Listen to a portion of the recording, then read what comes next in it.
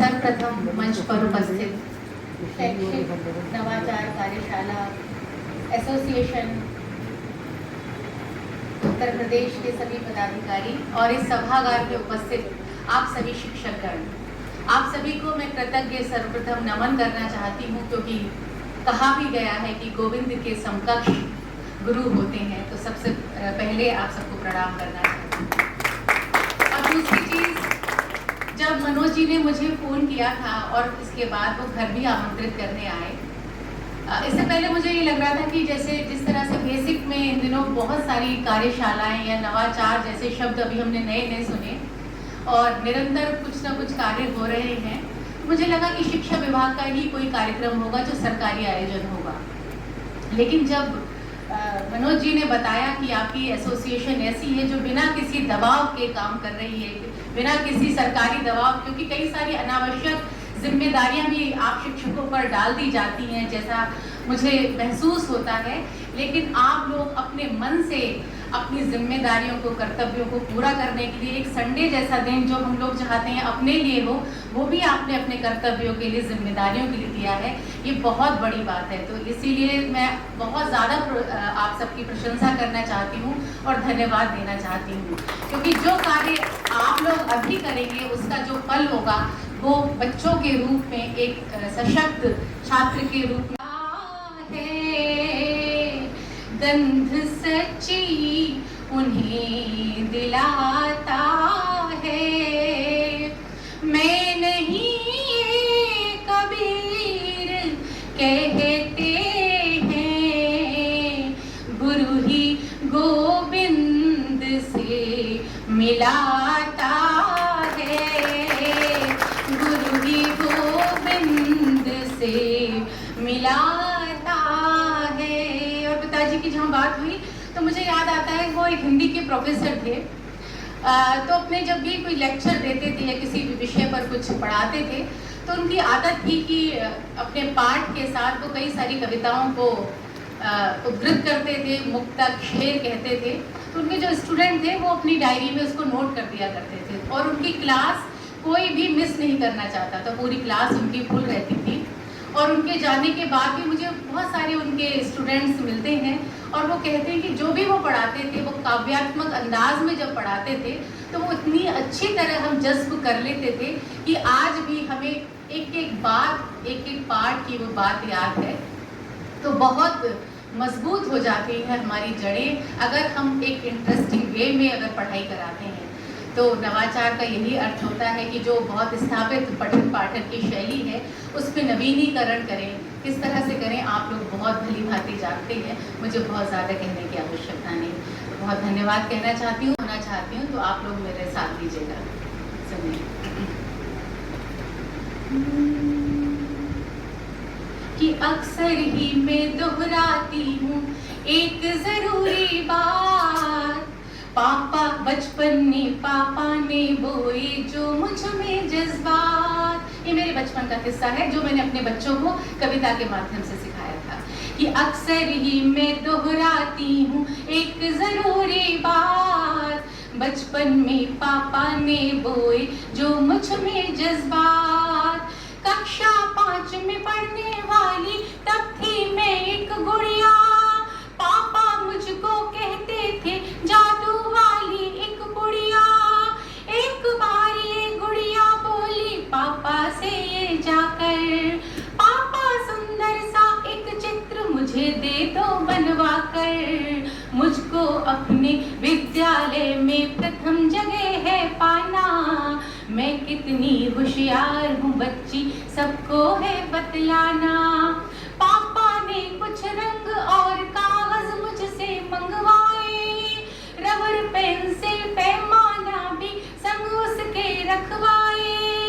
थोड़ी देर में पापा ने एक सादा चित्र बनाया, मैंने जब देखा तो मुझको तनिक नहीं वो भाया, पर पापा सब ठीक करेंगे मन में थी ये आस, थी उदास पर तोड़ नहीं पाई उन पर विश्वास।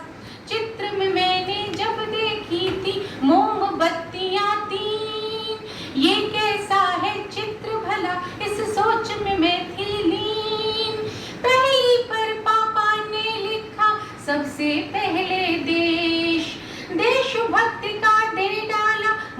झट से संदेश, दूजी पर माँ लिख कर मुझको ममता मूल्य बताया। माँ का प्यार श्रेष्ठ है जग में हौले से समझाया। और तीसरी पर जब लिखा बाकी सब संसार, मैं पापा से लिपट गई और खूब किया था प्यार। पापा ने कितनी सुंदर ये बात मुझे सिखलाई, मैंने विद्यालय में सबसे खूब प्रशंसा पाई। यही जरूरी बात आज मैं सबको बतलाती हूँ, सबसे पहले देश प्रेम है सबको जतलाती हूँ। फिर मैंने अपनी माँ को सबसे ऊपर जाना है, खुद को यदि पंछी माना तो उसको परमाना है। उसके बाद मिला जो कुछ भी उसे सहज स्वीकारा, पापा की शिक्षा को पूरे मन से यूं सत्कारा। सुंदर सफल सुदृढ़ जीवन जीने का है आधार, जादू की गुड़िया के पापा की शिक्षा का सार। तो फिर से मैं दोहराती हूँ यही जरूरी बात, आओ बोएं अपने भीतर ये प्यारे जज्बात।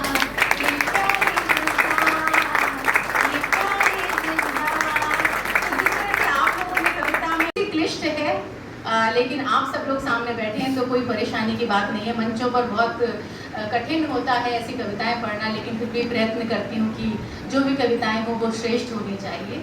उससे पहले एक मुक्तक और आप लोगों को देती हूँ कि जिस तरह से आप लोग अपनी महाराजगंज श्रावस्ती जैसे इतनी दूर दूर से आप लोग आए हैं, तो यकीनन आप अपने कर्तव्यों में इस तरह से इन्वॉल्व हैं, लीन हैं।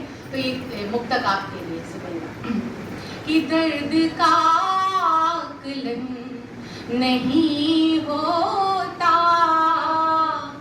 इसमें कोई चयन नहीं होता, प्यार में डूबना ही पड़ता है, प्यार में आचमन नहीं होता, प्यार में आचमन नहीं होता। सुनिएगा वो गीत। और थोड़ा सा मैं चाहती हूँ अगर मोबाइल आप रख लेंगे और अपनी तालियां मुझे देंगे तो ज्यादा अच्छा लगेगा।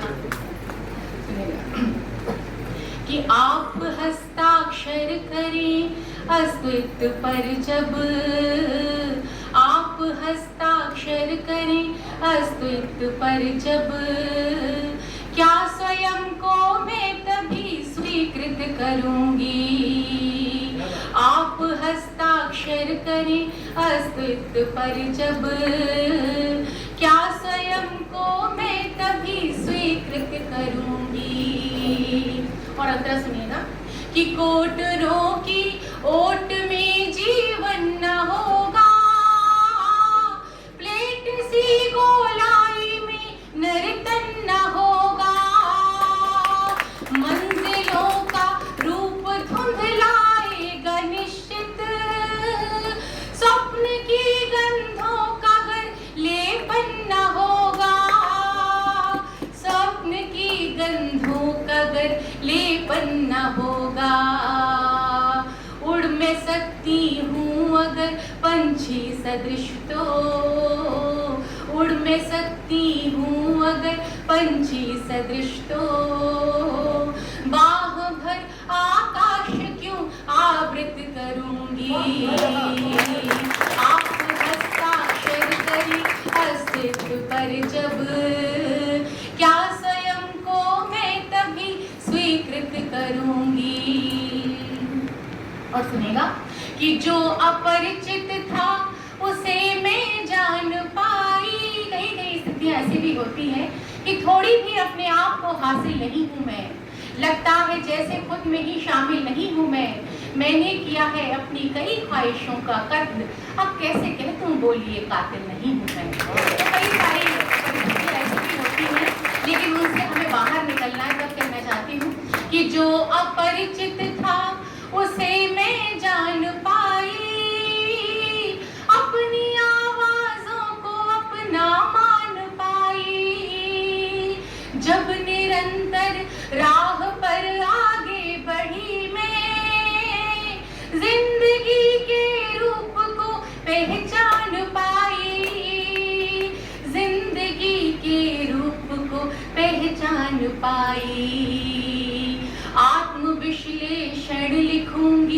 जब कभी फिर आत्मविश्लेषण लिखूंगी जब कभी फिर क्यों किसी की पंक्तियां उद्धृत करूंगी आप हस्ताक्षर करें अस्तित्व पर जब क्या स्वयं को मैं तभी स्वीकृत करूंगी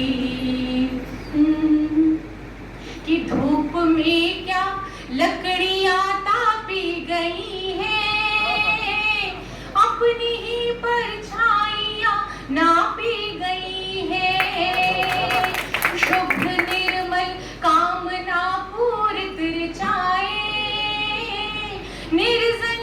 निर्जनी दीवार पर थापी गई है निर्जनी दीवार पर थापी गई है बंजरी धरती पे यदि चलना पड़ा तो ऊसरी धरती पे यदि चलना पड़ा तो स्वयं को जलधार बन कृत कृत करूंगी आप हस्ताक्षर करें अस्तित्व पर